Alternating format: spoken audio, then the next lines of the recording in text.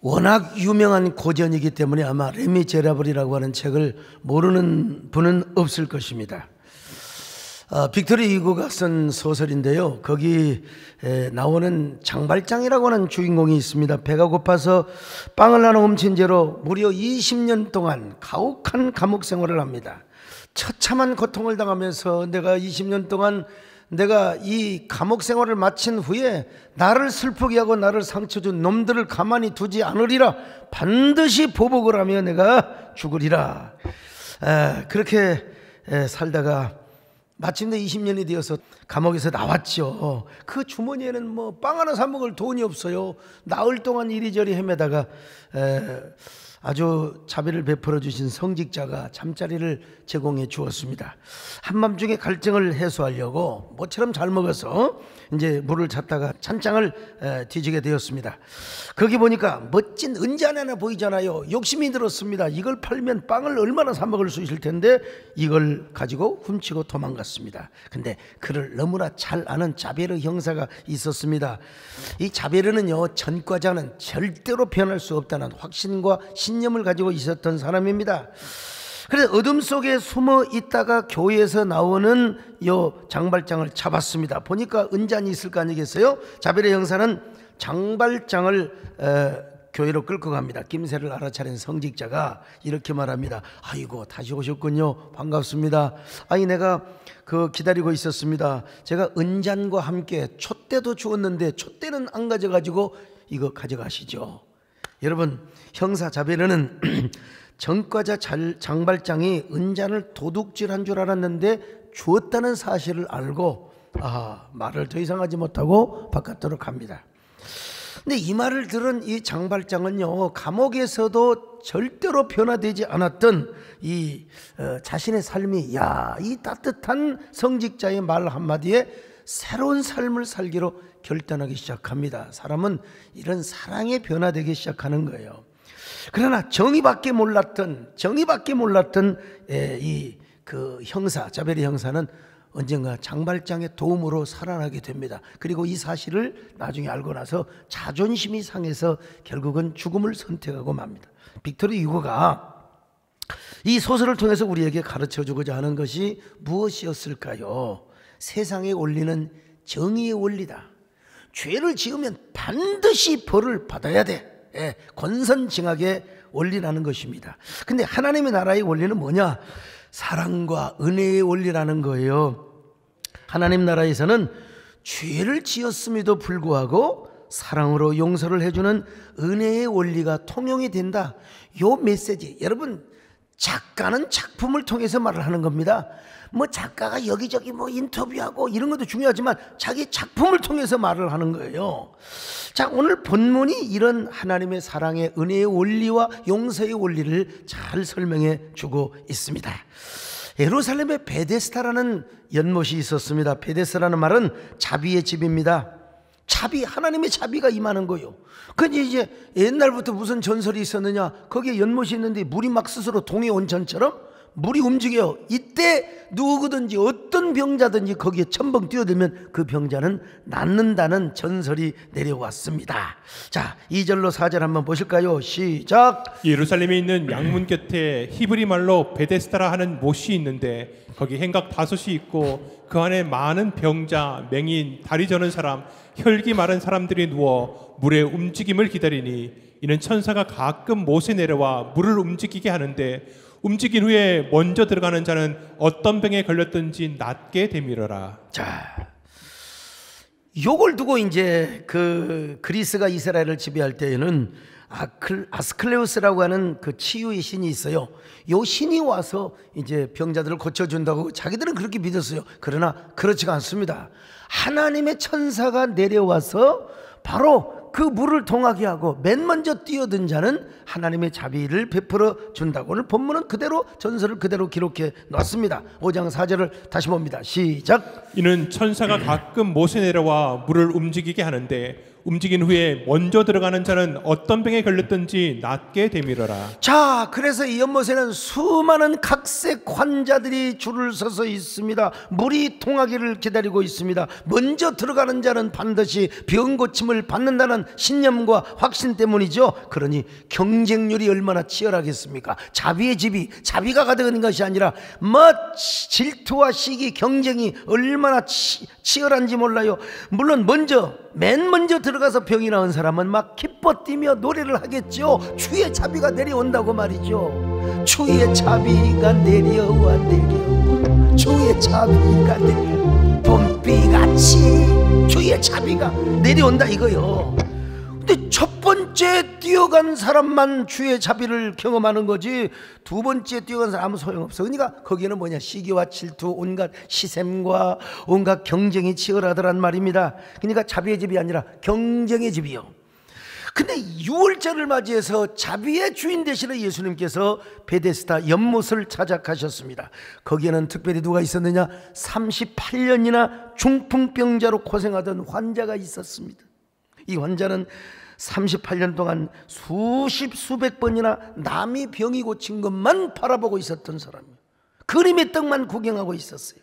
얼마나 마음으로 간절하였겠습니까? 그 간절한 마음은 뭐냐, 누구든지 나에게 와가지고 나 좀 물이 동할 때 물속에다가 나를 좀 던져주면 얼마나 좋을까, 이 간절함이 가득했는데 예수님께서 가서 딱 보니까 그 환자가 벌써 병이 오래된 줄을 아시고 예수님의 시선과 연민의 마음이 그에게 집중이 되었던 것입니다. 자, 5장 5절로 6절 시작. 거기 38해 된 병자가 있더라. 예수께서 그 누운 것을 보시고 병이 벌써 오래된 줄 아시고. 예, 오래된 줄 아시고. 여러분, 세상이 짧은 것도 같지만 결코 짧은 건 아닙니다. 여러분, 제가 이렇게 목회를 열심히 해왔는데 해봤자 지금 이제 38년 한 것 같아요. 우리 세대교회뿐만 아니라 신학교 다니면서 전도사하고 교회 개척하고 시골교회 개척하고 다 합쳐도 38년, 39년 된 것 같아요. 여러분, 38년 동안을 제가 목회를 했는데 38년 동안 중풍을 앓았다고 생각을 해보세요. 가족으로부터 버림받았습니다. 이미 부모님은 돌아가셨을 것이고, 결혼을 했다 한들 아내도 떠났을 것이고, 자식이 있다 한들 여러분 김병의 효자 없다고. 그리고 형제간도 이미 그를 다 버려버렸어. 그를 도와줄 자는 한 명도 없어요. 자, 5장 7절을 봅니다. 시작. 병자가 대답하되 주여, 물이 움직일 때에 나를 못에 넣어주는 사람이 없어 내가 가는 동안에 다른 사람이 먼저 내려가나이다. 다른 사람이 먼저 내려가요. 언젠가 프랑스 파리에 우리 집사람 그리고 정권사님과 함께 파리에 갔어요. 근데 거기 목사님이 나이가 지긋하신 분이 아주 젊은 여자하고 살아요. 젊은 여자일 뿐만 아니라 이쁜 여자, 아이고, 그리고 애까지 나와가지고 좀 이상하다, 의아하다, 뭐라고 물어볼 수도 없고. 근데 아니나 다를까 본인이 고백을 하시는 거예요. 원래 본처이신 사모님께서 수년 동안 자리를 잡고 누워 계셨어요. 평소발을 잘 들었던지 세상에 씻어줄 때는 엎어놓고 씻어주고 또 그 뉘어놓고 씻어주고, 그리고 온갖 대소변을 다 받아주면서 그 수년 동안 단 한 번도 출국을 못하고 한 번도 한국에 나와본 적이 없이 그렇게 수년 동안 병수발을 다 들었다는 거예요. 그러다가 결국 사모님이 천국으로 떠나셨어요. 혼자 된 목사님이 얼마나 삶이 고독하시겠어요. 얼마나, 야, 인생이 이런 건가? 내 반려자가 이렇게 좀 갑자기 가면 모르지만은 그렇게 고생 다 시키고 결국 갔어요. 예. 그래서 만날 통곡하는 거예요. 새벽마다. 하나님, 내 인생은 어찌하면 좋습니까? 하나님, 나는 어떻게 이제 목회를 해야 된단 말입니까?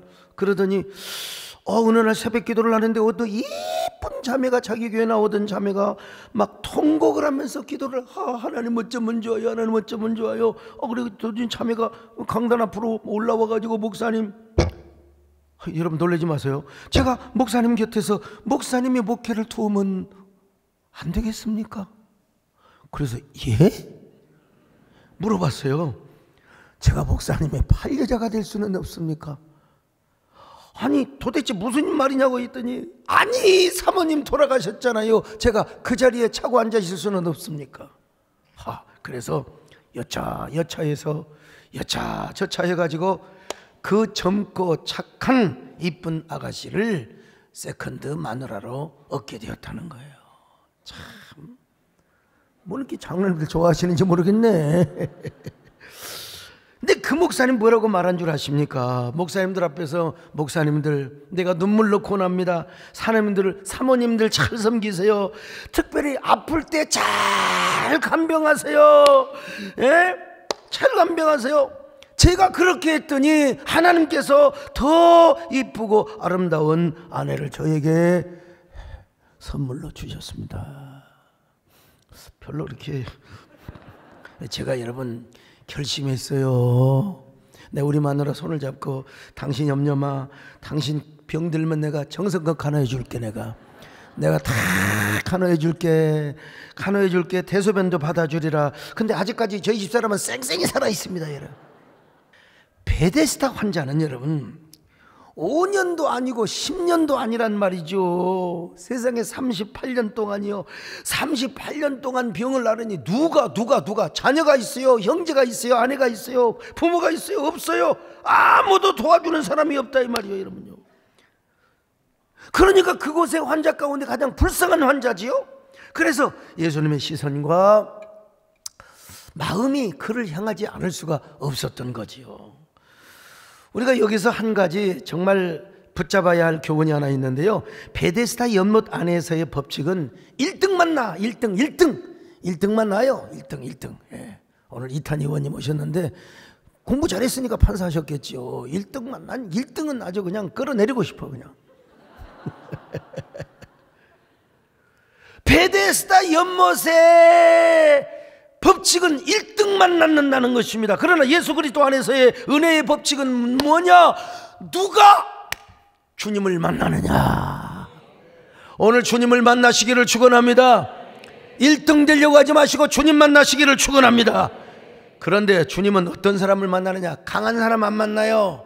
뻣뻣한 사람 안 만나요. 우리 예수님 어디를 가시든지 가장 연약한 자를 찾으셨습니다. 가장 추하고 고독하고 의롭고 뭐라고 할까요? 애롭고 아주 그냥 불쌍한 자를 찾으셨습니다.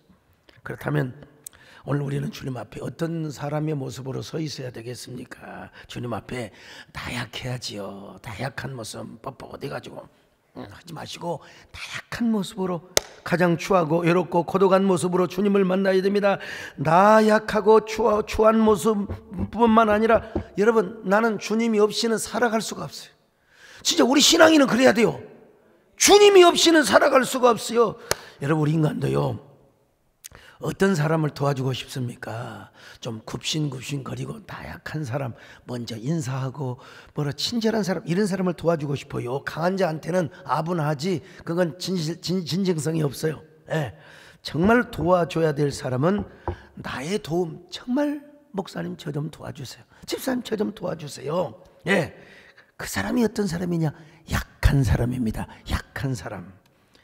여러분, 남자들 안 그렇습니까? 여자가요 막 뻣뻣해가지고 그런 줄 알았다, 저놈의 종자 어쩌고 저쩌고. 여러분요, 마음 떠납니다. 여자분들 정말 정신 잘 차리셔야 돼요. 약해져야 됩니다. 여자가 뭐라고 하지 말고 저 인간 저 종자 그런 말하는 순간 남자는 벌써 메뚜기는 힘들어가지고 저 다른 갈대를 찾으러 다니는 마음은 그렇게 되어 있어요. 여러분, 여자는 약해져야 돼요. 여자는 뭐 해야 돼요? 웃을 때 웃는다. 아니면 울어야 돼요. 여자가 눈물을 흘리지 않고 악을 썼으면서 막 싸움을 피우면서 막 가서 돈 벌어 안 오고 받아서, 그러면 남자는 길 가다가 여자가요 막 혼자 가지 마시고 남편 눈치 보면서 뭐 어떤 대사 나올 줄 알죠? 아, 내가 왜 이러지? 아, 나 어지러워. 아이고, 그거 쓰러지려고 해야. 여러분, 남편은 당장 없고 여보 어디가 아파? 그리고 닭은 연세 내 거로 달려갑니다. 주님 앞에서도 마찬가지입니다. 여러분, 주님의 도움이 전혀 필요 없는 강한 자의 모습으로 주님 앞에 서 있어요. 이런 사람은 뭐요? 그냥 뭐 졸고 있는 거지 뭐. 나는 오늘 우리 받아도 싸고 안 받아도 싸고 뭐 나는 여러분 나약하고 연약한 모습으로 주님 앞에 나갈 때 마침내 여러분 주님의 연민, 주님의 자비를 촉발시키는 거예요. 언젠가 제가 이런 고백을 한 적이 있어요. 내가요. 나는 주님 없이는 살 수가 없습니다. 주님이 도와주셔야 합니다. 나 인간적으로 여러분 주님 없이도 잘 살게 생겼잖아요. 인간적으로 보면요 막 굳세고 용기 있고 지혜 있고 명철하고 배짱 있고 아니에요 여러분요. 우리 신앙은 그런 게 아니에요. 주님 없이도 잘 사는 것은 오히려 나를 망하게 하는 거예요. 나는 주님 없이는 살 수가 없습니다. 주님이 도와주셔야 합니다. 주님 한 분만으로 만족합니다. 주님만 있으면 됩니다. 이거 아무것도 아닌 것 같지요? 근데 여러분 써보세요. 내가 썼더니 김석균 선교사님이 곡을 붙였어요. 한번 불러볼까요? 나는 주님 없이는 살 수가 없습니다. 주님이 도와주셔야 합니다. 주님 없이도 잘 사는 것은 오히려 나를 망하게 합니다. 나는 주님 없이는 살 수가 없습니다. 주님이 도와주셔야 합니다. 주님 한 분만으로 나는 만족합니다. 주님만 있으면 됩니다. 주님 없는 기쁨은 오히려 나를 심판의 길로 인도합니다. 주님 없이는 살 수가 없습니다. 주님이 도와주셔야 합니다. 여러분, 이 38년 된 환자는 정말 여러분 이제 도와줄 분은 주님밖에 없어요. 누구도 도와줄 사람이 없어요. 물이 통한다고 해서 누가 자기를 옮겨줄 사람도 없고, 그런 얼마나 도움의 손길이 필요했겠습니까? 누군가 나를 도와주는 헬퍼, 조력자 필요했어요. 근데 어느 한 선량한 젊은 남자가 연민의 눈빛으로 자기를 가까이 와서 자비의 눈빛으로 쳐다보는 거예요. 그때만 해도 38년 된 환자는 예수님이 누구인 줄을 몰랐어요. 그런데 그가 너무나 자비로운 눈빛으로, 연민의 눈빛으로 여러분 자기를 처량하게 쳐다보고 계시는 것이 아닙니까? 오늘 여러분의 신음소리에, 여러분의 기도소리에 자비하신 눈빛으로 여러분 주님이 여러분을 다가오고 있음을 믿으시기를 바랍니다. 여러분을 쳐다보고 있음을 믿으시기를 바랍니다. 그러면서 두벅두벅 걸어오시더니 마침내 이런 질문을 하시는 거예요. 네가 낫고자 하느냐? 네가 낫고자 하느냐? 자, 5장 6절 같이 봅니다. 시작. 예수께서 그 누운 것을 보시고 병이 벌써 오래된 줄 아시고 이르시되 내가 낫고자 하느냐? 네가 낫고자 하느냐? 여러분, 38년 된 환자에게 주님이 주신 말씀이, 한마디 말씀이 뭐냐? 네가 낫고자 하느냐? 아니, 당근이죠. 지금 이 사람의 소원은 오매불망, 병이 낫는 거예요. 하면 자기 발로 좀 걸어 다녀 보는 겁니다. 아무튼 간에. 그러면 그냥 예스, 네, 아멘 하면 끝나는 겁니다, 여러분요. 근데 왜 주님께서 이런 것을 물어보실까요? 이유는 하나, 기대감을 불러일으켜 주기 위해서요. 사람은 기대감이 없으면요, 아무리 나사줘도 원망합니다. 왜 나를 나사줬냐고. 기대감이 있어야 됩니다. 소망이 있어야 됩니다. 오늘 여러분의 소망은 무엇입니까? 여러분의 기대감은 무엇입니까? 여러분 주님 앞에 기대감을 가지고 나오시기를 바랍니다. 소망을 가지고 나오시기를 바랍니다. 네가 낫고자 하느냐? 여러분, 오늘 여러분은 주님께서 어떤 질문을 하신다고 생각하십니까? 록펠러를 모르는 사람은 이 세상에 없어요. 잔디 록펠러 11조 많이 해서 11조, 목사님 오늘 11조 강조하느냐? 천만의 말씀이요. 11조를 잘해서 복을 받았지만 처음부터 그렇게 형통했느냐? 그건 아니었다는 거예요. 부지런히 껌파리하고 부지런히 많이 돈 벌어서 부지런히 직장 생활해가지고 여러분 돈을 모아서 이제 탄광을 인수받았어요. 알고 봤더니 폐광이나 다름이 없는 탄광이요. 꿈을 꾸면서 인부들을 동원하여 땅을 파고 들어가는데 전혀 돌덩어리만 나오지 석탄이 나오지를 않는 거예요. 더 이상 돈이 없어 월급도 못 줍니다. 몇 달을 월급을 못 줬더니 세상에 이게 그냥 광부들이 얼마나 여러분 거칩니까? 그냥 탄광에다 갖다 놓고 돈 줘, 돈 안 줘, 막 그냥 그러 막 데모를 하기 시작하는 거예요.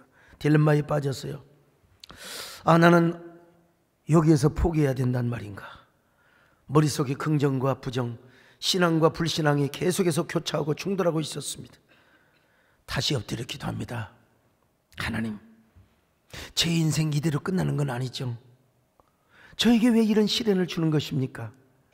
그때 주님께서 록펠러에게 이런 질문을 하시는 겁니다. 하나님이 우리에게 질문하시는 것 자체가 축복입니다. 야, 너 지금까지 누구를 믿고 살아왔느냐? 지금까지 누구 믿고 11조에 왔느냐? 네가 정말 이 시간 원하는 것은 무엇이냐? 예, 석탄입니다. 이렇게 대답을 하고 싶었는데 순간적으로 뭐라고 대답을 한 줄 아십니까? 제가 원하는 건 하나님 당신입니다. 야, 제가 이 자리에서 주님을 기대해도 될까요? 하나님의 은혜를 기대해도 될까요? 나는 이제 주님 없이는 살 수가 없습니다. 주님이 도와주셔야만 합니다. 여러분, 록펠러가 그냥 돈 번 거 아니에요. 이런 고백을 했다는 사실입니다. 주님이 나를 도와주셔야 된다는 겁니다. 주님 없이는 내가 살아갈 수가 없다는 거예요. 오늘 돈 잘 벌기 위해서라도 여러분, 록펠러 같은 하나님의 은혜를 받으려고 하는 사람, 오늘 이 고백의 노래를 한번 제대로 한번 불러보세요. 나는 주님 없이는 살 수가 없다고 말이죠. 나는 주님 없이는 살 수가 없습니다. 주님이 도와주셔야만 합니다. 주님 없이도 잘 사는 것은 오히려 나를 망하게 합니다. 나는 주님 없이는 살 수가 없습니다. 주님이 도와주셔야 합니다. 주님 한 분만으로 나는 만족합니다. 주님만 있으면 됩니다. 주님 없는 기쁨은 오히려 나를 심판의 길로 인도합니다. 주님 없이는 살 수가 없습니다. 주님이 도와주셔야. 여러분, 순간 이런 확신이 확 들었습니다. 자신감이 들었어요. 나 석탄 목회도 하나님은 잃어버리지 않는다. 그러면서 일어나서 광부들을 설득했습니다. 여러분, 조금만 더 깊이 한번 팝시다. 조금만 더 깊이. 내가 기도하겠습니다. 한번 속는 셈 치고 또 한번 파봅시다. 여러분, 그 록펠러의 강렬한 확신 그리고 눈물기 어린 이러한 설득으로 광부들은 다시 곡괭이로 땅을 파갑니다. 여러분, 얼마 동안을 파고 들어가는데 갑자기 검은 물이 막 석탄보다 더 검은 물이 막 치솟아 올라요. 이야, 이게 뭔 줄 아세요? 석유였습니다.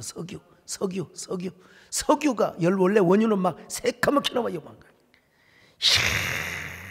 그래서 록펠러가 석유왕이 되었고, 록펠러가 얼마나 많이 돈을 많이 벌었느냐.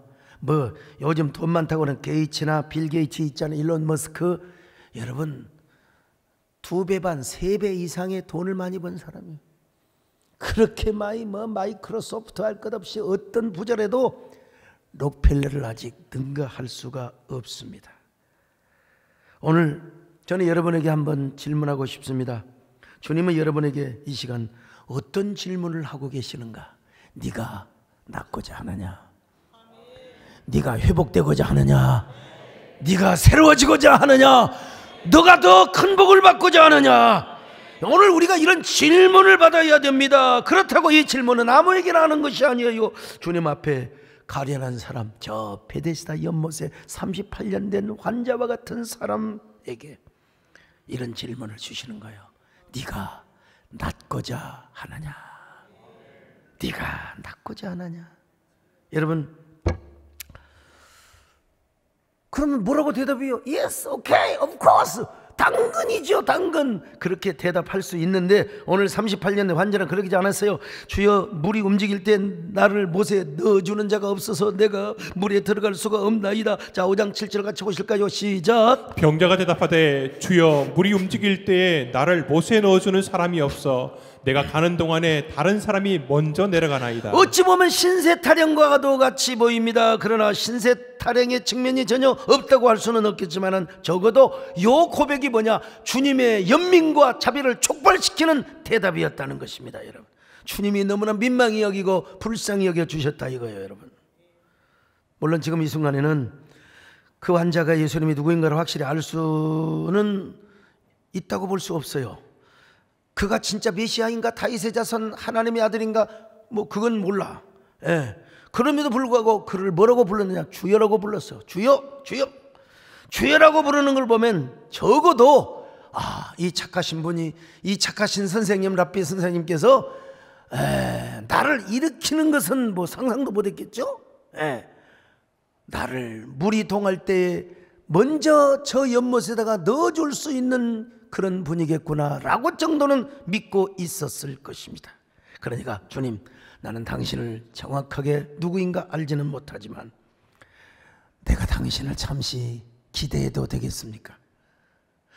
내가 내 삶을 당신에게 좀 위탁해도 되겠습니까? 이 순간을, 내 모든 인생을 기대해도 되나요? 주님 뭐라고 말씀하셨어요? 오냐? 그럼 그렇지, 내가 너를 연못에다가 던져줄게. 걱정하지 마. Don't worry. 걱정하지 마. 근데 주님께서 그런 말씀 안 하셨어요. 그런 말씀 하면 얼마나 좋겠습니까? 한마디 말씀, 일어나 내 자리를 들고 걸어가라. 일어나 내 자리를 들고 걸어가라. 자, 5장 8절입니다. 시작. 예수께서 이르시되 일어나 내 자리를 들고 걸어가라 하시니. 여러분, 이런 반전이 어디가 있어요? 나를 좀 던져주세요. 나를 저 연못가에다 던져주세요. 아니야, 베데스다의 진정한 주인은 누구야? 나야, 나야, 나란 말이야, 나야란 말이야. 당신은 물속에 들어갈 필요가 없어. 베데스다의 연못의 주인인 누구냐? 예수 그리스도, 내가 당신을 치료해 주겠다는 것입니다. 그런데 당신은 지금 저 연못에 가려고 하지 말고 일어나. 지금 당장 일어나요. 지금 당장 일어나요. 자리를 들고 일어나요. 자, 5장 8절입니다. 시작. 예수께서 이르시되 일어나 내 자리를 들고 걸어가라 하시니. 걸어가라. 여러분, 그랬더니 그 예수님의 말씀 한마디 막 근육에 힘이 생기는 거잖아요. 막 두 다리에 막 띠디딕 힘이 생기는 거요. 그 일어나려고 해도 일어나지잖아요.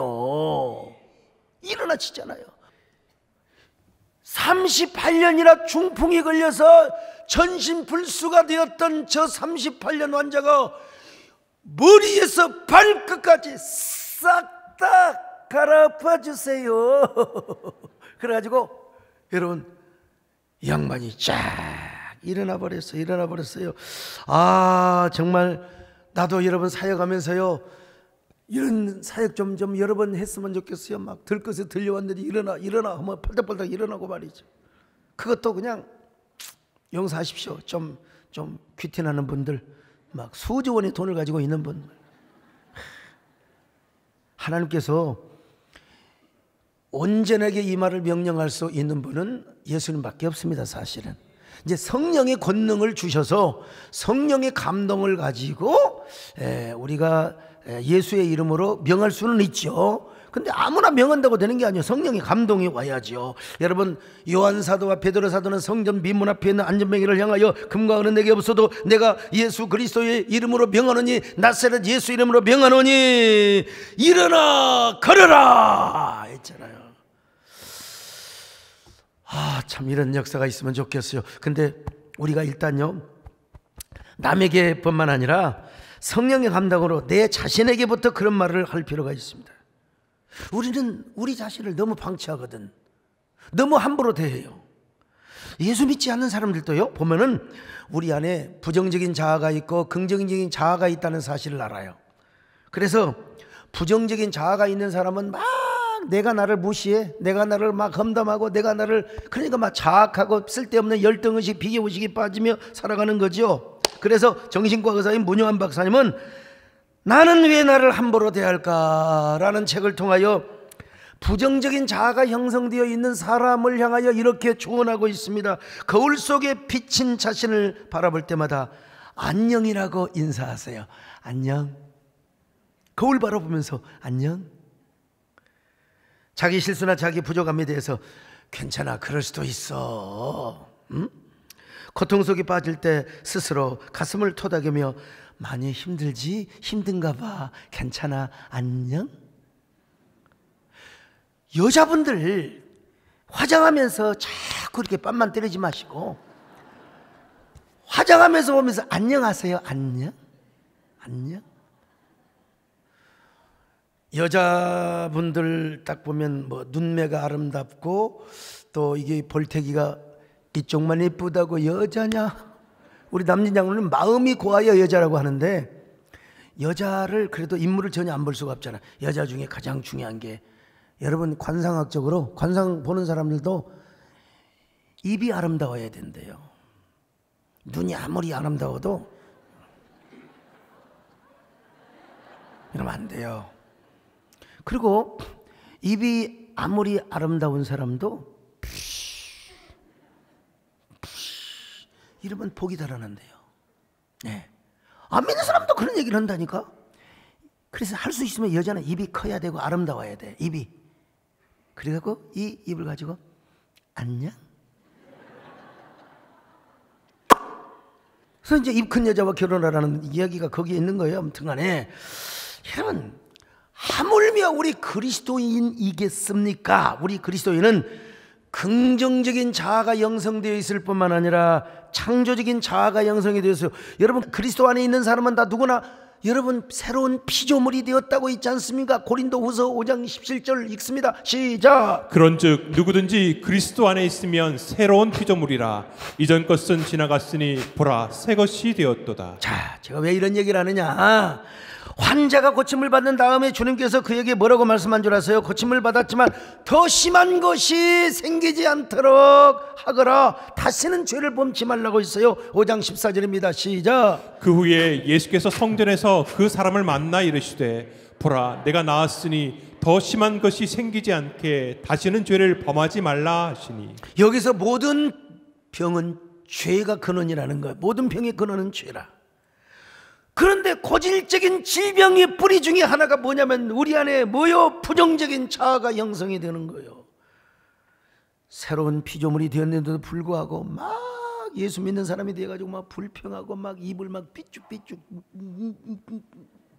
이런 뭐 복이 왔다가도 푹 늘어가지. 안녕.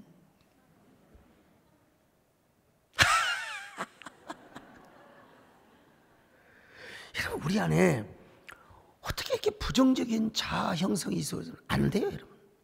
창조적인 자아가 형성이 되어가지고 이런 사람에게 뭐가 임해요? 하나님의 자비가 임합니다. 성령의 감동이 임하는 거예요. 자, 이럴 때 우리는 하나님의 말씀을 적용할 수 있습니다. 일어나 걸어라. 먼저 누구에게? 자기 자신에게. 사랑하는 딸아, 서목사, 왜 오늘은 우울해? 왜 오늘은 이렇게 자꾸 힘들어하는 거야? 여러분, 저도 맨날 좋겠습니까? 막 정말 여러분, 요즘 왜 이렇게 저를 칭찬하는 사람들이 많습니까? 못 잡아먹어서 만족한 사람도 많고. 괜찮아요, 여러분. 뭐 욕하면 기분 좋을 리는 없지만 그래도 그거 무시하고 살아야지. 어떻게 옛날부터 욕을 많이 먹으면 오래 산답니다. 오래 살아. 그래서 일찍 죽기는 다 틀렸어요. 나는 여러분 미안해요. 오래 살 거예요. 특이점이 온다는 걸 분명히 저는 경험할 거예요. 아무튼 간에 김 집사야 왜 이렇게 누워있어. 왜 이렇게 마음 우울해하는 거야? 왜 이렇게 부정적으로 생각해? 고민하면 할수록 고민의 수렁텅이에 빠져가는 거야. 네 자리를 들고 일어나. 주께서 새 힘을 주실 거야. 주님께서 일어나고 하잖아. 너 사명의 자리로 걸어가. 축복의 자리로 걸어가. 은혜의 자리로 걸어가. 걸어가라. 할렐루야. 일어나 걸어라. 내가 새 힘을 주리라. 일어나 내 들을. 자, 나의 등 뒤에서, 나의 등 뒤에서 나를 도우시는 주, 나의 인생길에서 지치고 고나야 매일처럼 주야한 것이 나를 밀어주시고. 일어나라. 일어나 내가 힘을 주리. 일어나 걸어라 내 눈도. 근데 이게 아무리 외쳐도 안 될 때가 있어요. 이게 아무리 내가 나에게 명령하고 환자에게 명령하고 아무리 일어나 그래도 안 될 때가 있다니까. 그때 우리가 뭐 해야 돼? 주님께 기대하는 거예요. 주님께 기도하는 거예요. 우리가 기대하면 우리가 기대한 것보다도 더 위대한 것으로 채워주시는 하나님. 마치 여러분 베데스다 38년 환자는 예수님이 오셔서 자기를 그냥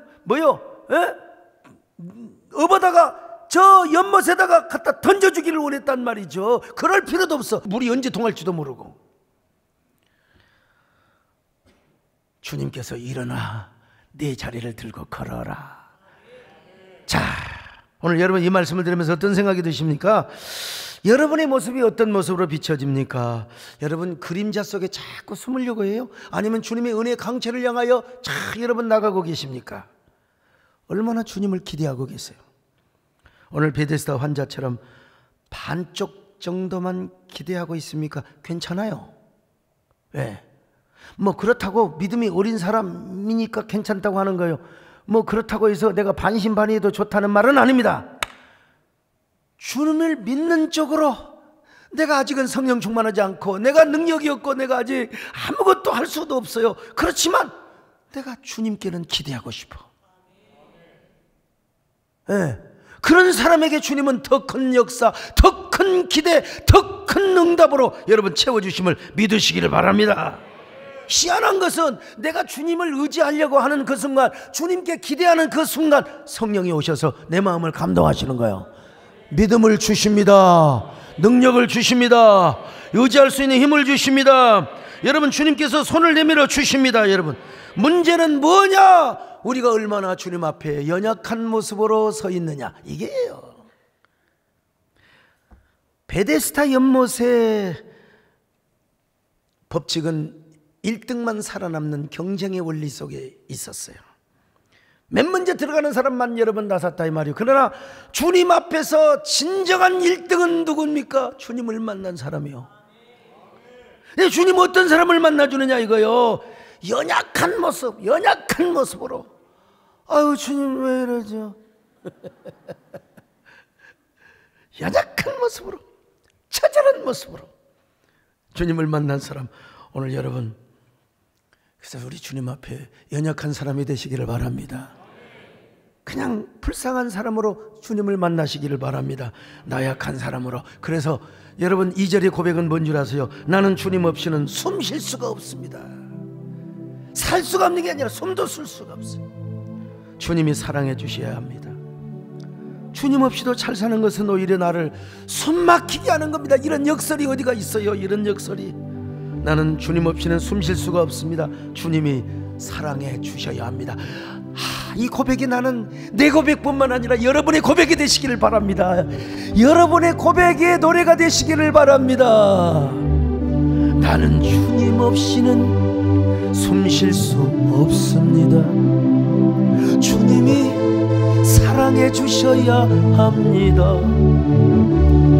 주님 없이도 잘 사는 것은 오히려 나를 숨 막히게 합니다.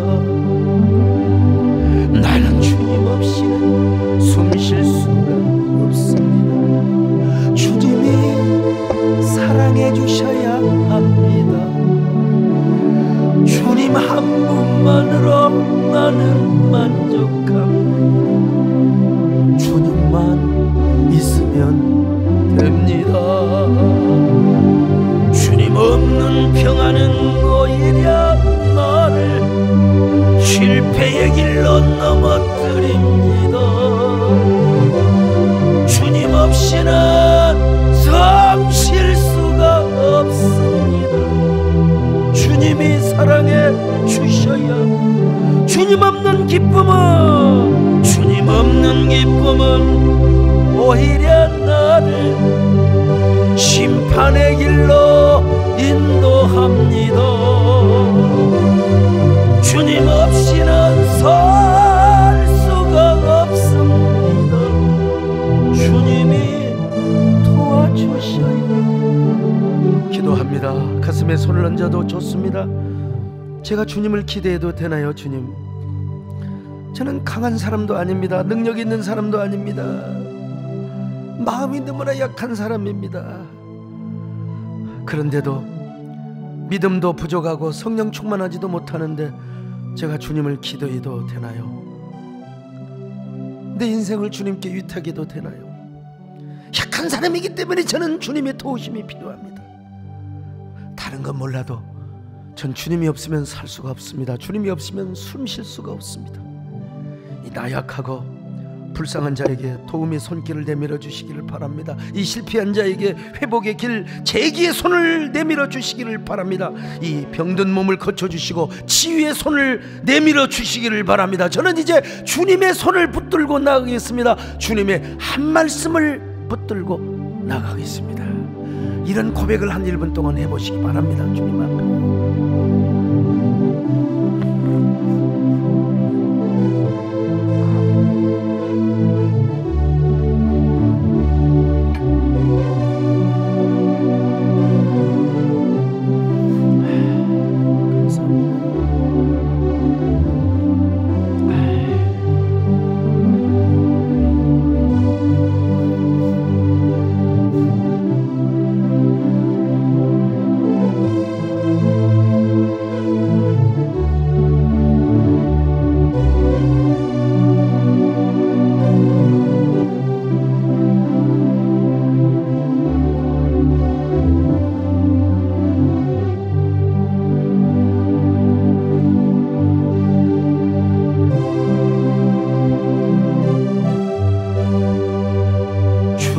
없는 기쁨은 오히려 나를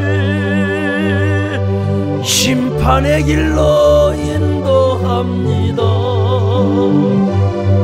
주님 없이는 살 수가 없습니다. 주님이 도와주셔야 합니다.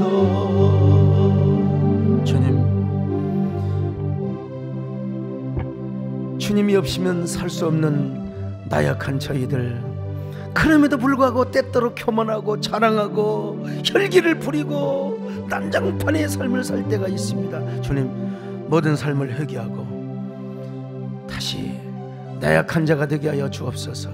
주님 앞에 강한 자가 되지 않고 나약한 자가 되어 주님을 기대하고 주님을 의지하고 언제나 기도하며 살아가는 저희들 되게 하여 주옵소서. 주님의 손을 붙들며 살아가기를 원합니다. 주님이 주신 그 한 말씀을 붙잡고 나가기를 원합니다. 오셔서 우리의 손을 붙잡아 주옵소서. 예수님의 이름으로 기도 올려옵나이다. 아멘.